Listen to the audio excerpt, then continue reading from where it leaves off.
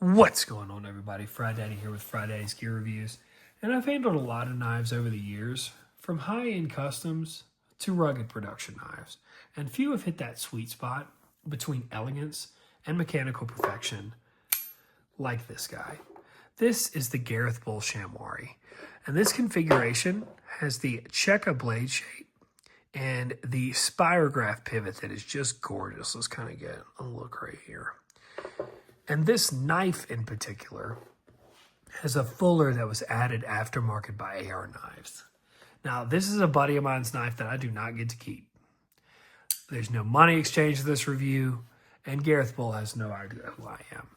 So I'm going to keep this review as honest and non-biased as possible. But, spoiler alert, I really do like this knife. This knife comes in a pouch, and out of the pouch, the sham just radiates style. Gareth's fit and finish has always been top tier, but this Cheka blade shape right here and this Spirograph Pivot really push that further. At just 3 inches to the blade length and 7 inches overall, this thing feels purpose-built for the true minimalist everyday carry out there. This knife is lightweight, compact, and the action is just thoroughly dialed in. Now this sham is distinct for this clean, almost sterile-like appearance, and that's for all shams. There's no thumb holes, no inlays, no busy textures. It really is just the definition of clean lines. The titanium scales themselves are subtly contoured and just melt into your hand. And then the Spirograph Pivot itself is a nod to Gareth's attention to detail. It adds just the right amount of visual interest without taking away from the nice, clean aesthetic. The Spirograph is it's so intricate and it's hypnotic and totally unique to Gareth Bull as a company. Now, despite the size, the sham is deceptively comfortable. And I say size getting into the fact that this knife is 7 inches overall. When first looking at it and handle it, you're like, okay, well, this is a 3-finger knife. But due to the handle geometry itself, it makes a 4-finger grip possible with average size hands. As far as jimping on this knife goes, the only jimping is going to be on the flipper tab, which works really, really well. And I say flipper tab, the front flipper tab. Other than that, there's no jimping and no aggressive textures that just... It's crazy that this knife still just locks into your hand. And that really is due to the thoughtful shaping of this knife and this finger groove right here. It has a single finger groove that doesn't lock in all of your hands to be in a certain spot. So you could choke back if you want, or you could choke up on this knife. But due to those two things, it really does lock your hand in. Now, let's go ahead and talk about the carry itself. Carrying this knife was an absolute breeze. And that's due to the deep carry clip, which is absolutely incredible. The clean lines on this guy and the super slim profile, that really helps this knife just disappear in the pocket. And because of the lack of rear flipper tab here or any type of thumb studs, there's no snag points of going in and out of the pocket. This is what I call stealth luxury at its finest. Now let's go ahead and do the specs here. So first of all, the weight itself on this knife is going to be 3 ounces. The blade length, as I've said before, is 3 inches. The overall length on this guy is 7 inches. The handle hardware right there, which is very minimal, and the pocket clip are all made from titanium. The steel, this one in particular, is M390. And then the action of this guy is running on phosphor bronze. And it really does make this cool ting noise when you open it. And let's look at the detent here, because it really is amazing. It just, hold up, let's see, hold up 1 second here. Let me get it just right.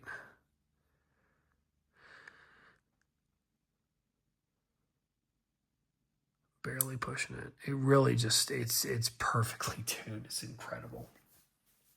And also, we're going to do some size comparisons here. So let's go ahead and open this guy up. Oh, I'm about to drop it here. And move this out of the way. Here. And the first thing we're going to do is we're going to do the good old-fashioned $2 bill here.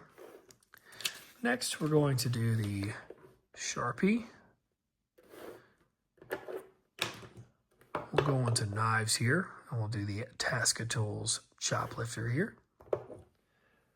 Next, we'll do the Spyderco Para 3. And as you can see, it's actually longer, but it has less cutting edge, which to me is hilarious here. You can see cutting edge. The Shamwari is so much more. Now we'll go to flashlights just to kind of compare it to some other stuff here.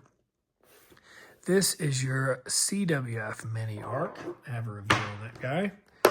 And then the Oklahoma DCO to round it out. I have a review on that guy as well.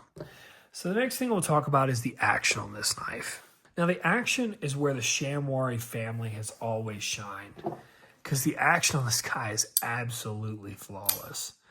This guy rides on phosphor bronze washers and not bearings, and that's by choice, because it gives you this controlled hydraulic smoothness that is completely different than, say, a drop shut knife, even though this thing drops shut like it's on bearings. And also, too, when you open this knife, it has this really great ting noise and opens like a bank vault every single time. So let's listen here.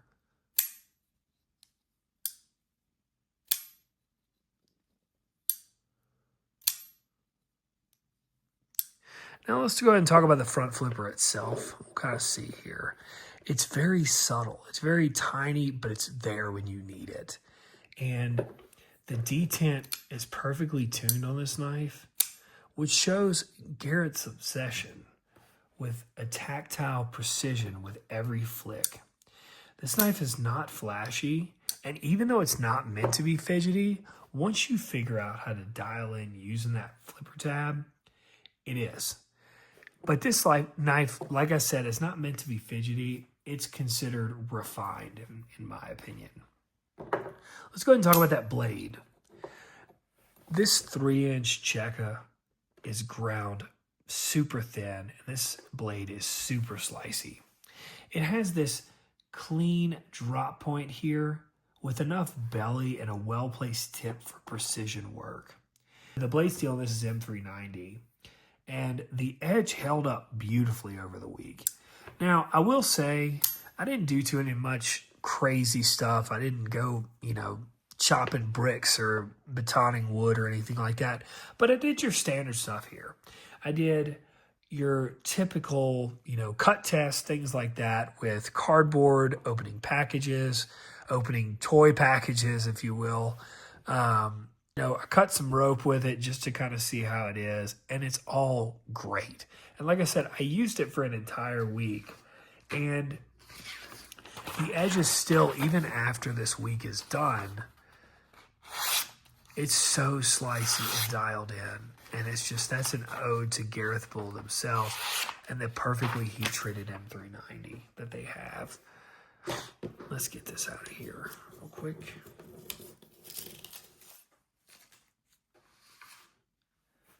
So let's talk about kind of to wrap this up here. The 3-inch Shamwari Cheka with the Spirograph Pivot is like a luxury timepiece that just happens to cut things. This knife is understated, overbuilt, and engineered for people who deeply care about craftsmanship.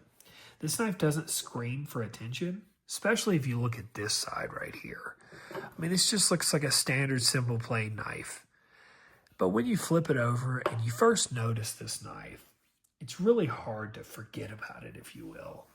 And yes, let's get to the elephant in the room. This knife is expensive. It is hard to get, but it is worth the hype, every bit of it. The minimalist design, the dead-on precision, and the knife feels like an extension of your hand when holding it. This is definitely a grail piece that could be a user with no problem. So let's go into the pros and the cons. And we're going to start with the pros first. This has an impeccable fit and finish. I can't stress that enough. In person, this thing is just perfect. There's no hot spots, no sharp edges, minus, of course, the blade edge itself. It's a unique and elegant design, especially this Spirograph Pivot here. We'll kind of look at that one more time. I mean, that is just incredible. The action is smooth and has this hydraulic washer action here. This thing is lightweight, and due to the slim and contoured scales, it's ultra pocketable. It has a functional 3-inch blade that really feels like a full-size blade when you're actually using it. There's no, just because it's, shorter than, say, like a large Sebenza, it doesn't mean it's any less capable than that knife. And because everything has cons, let's go ahead and talk about the cons. Like I just said a few minutes ago, the high price and limited availability might be a turnoff for some people. The front flipper itself may have a learning curve, and I'll get into that. So this is my one gripe about the Shamwari as a whole until I handled this knife. I had the 3.3-inch version. That was exactly the same, but the only difference was the blade length was 3.3 inches. And it was a mixture of not understanding the thumb stud or how to front flip a knife, and also the way I was doing the flipper tab itself. When I was trying to press here, I would go up and it would do nothing but literally tear the hell out of my thumb. So I wasn't really a big fan. That's actually the reason I sold the knife. Now, if I would have had this guy in particular, that is just a breeze to open and close, or if I would have been a little bit better with a front flipper, I think I would have kept this. But the overall front flipper, yes, it's going to be a little bit of a learning curve. Now, the final thing here is if you're looking for a heavy, hard use knife, this is not it. It's not, but it's not meant to be. It's meant to be this great EDC tool that will help you with everyday tasks here. Now, the bottom line of this knife is, if you're lucky enough to get your hands on one, this guy is just a masterclass in understated perfection. Gareth Bull has once again proven that less truly can be more. If you like this review, please like, share, subscribe. Thanks for stopping by. Y'all have a good one.